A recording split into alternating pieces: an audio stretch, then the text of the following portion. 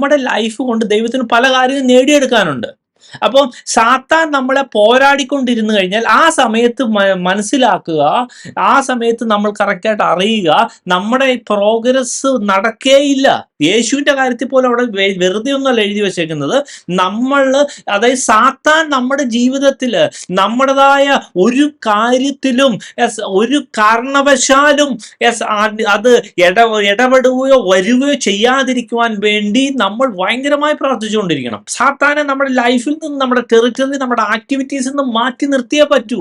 അതിനുവേണ്ടി പ്രാർത്ഥിക്കണം. പരീക്ഷയിൽ അകപ്പെടുത്തില്ല, ദുഷ്ടങ്ങളിൽ നിന്ന് വിടുവിച്ചേ പറ്റൂ എന്നുള്ള പ്രാർത്ഥന നമ്മൾ ഭയങ്കരമായി പ്രാർത്ഥിച്ചോണം.